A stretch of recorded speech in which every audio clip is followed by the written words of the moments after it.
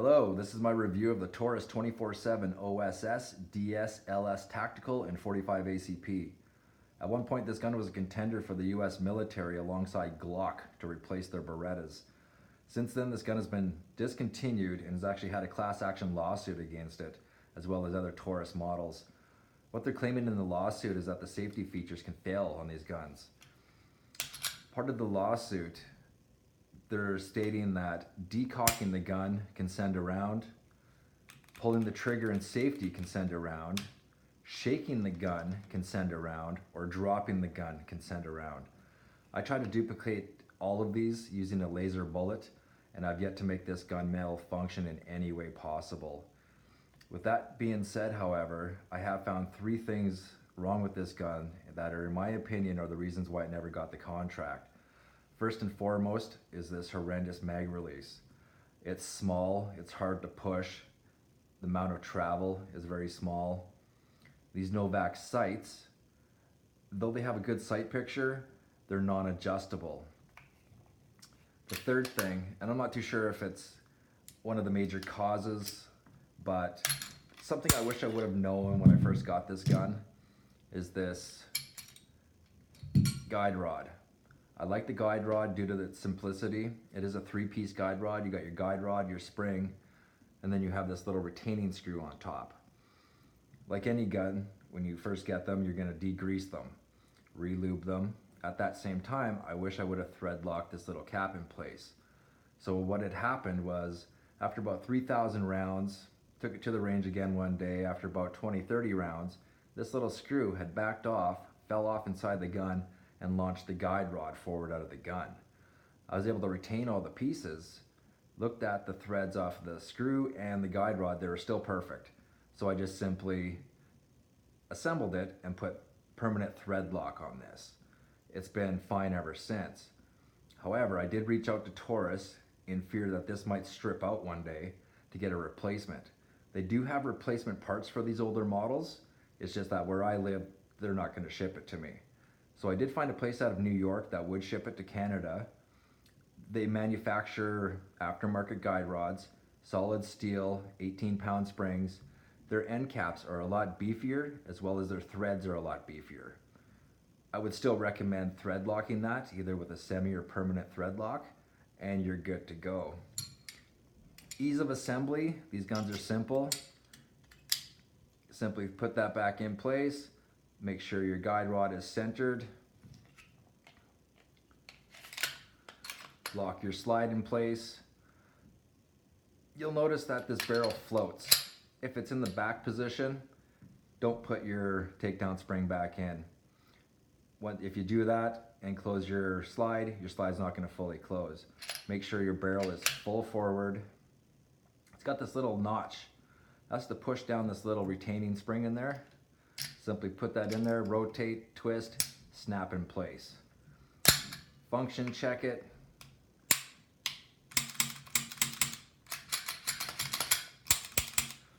Works. One thing that took a little bit of getting used to with this gun, other than readjusting for the misalignments of the sights, was this trigger.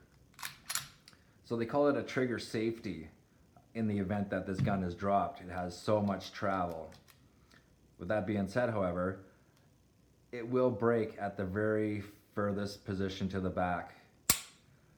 But once it breaks, the reset is amazing.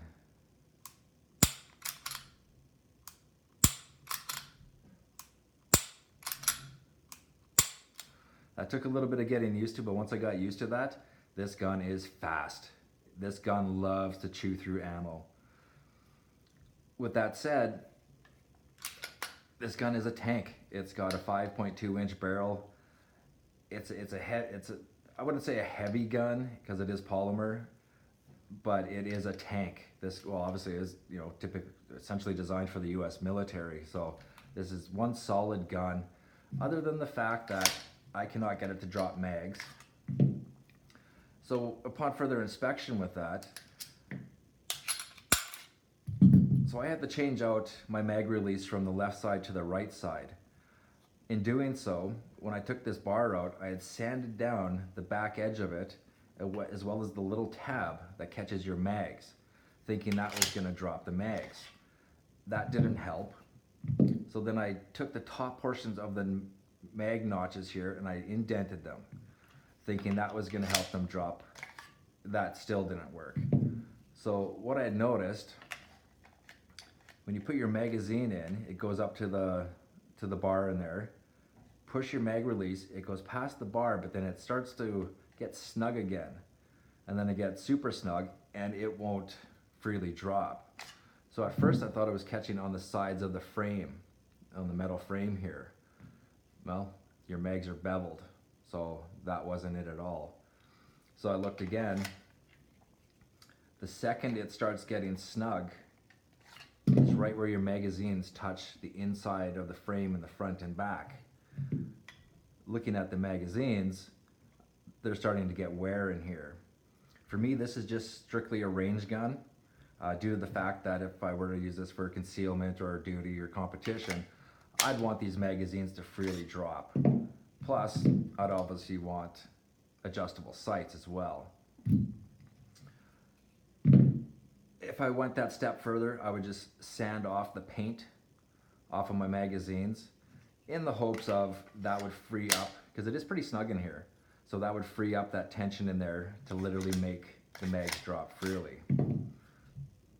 With that said though, it's a super simple, easy gun. Again, you want to make sure your barrel's full forward.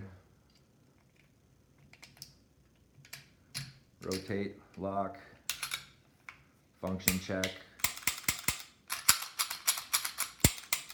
It's good.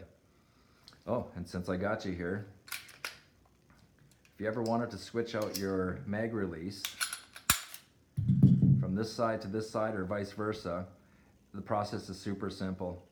You'll notice inside that this bar is a one-piece bar held in place with a little spring, a little steel spring, pin spring I guess. You simply just, at the top end of this bar where the spring goes underneath it, and it's just providing tension for your return. You simply just take a long screwdriver, push down on that spring to free it up from your bar. Your bar will simply slide out, swap it to the other side, hold it in place with your fingers, and then reposition your bar to whatever side, right or left, depending on where you need that button to return back to. Super simple. It literally takes about a minute to do. So yeah, great solid gun. Other than the mags in this model, or in my particular gun here, they don't drop, and you know, if I were to upgrade this gun, I would definitely obviously sand off my mags so they do freely drop, and turf that Novak sight and put an adjustable sight on there. Other than that, anybody who owns this gun knows they have, you know, a solid piece of equipment here. Great gun. Hope you enjoy.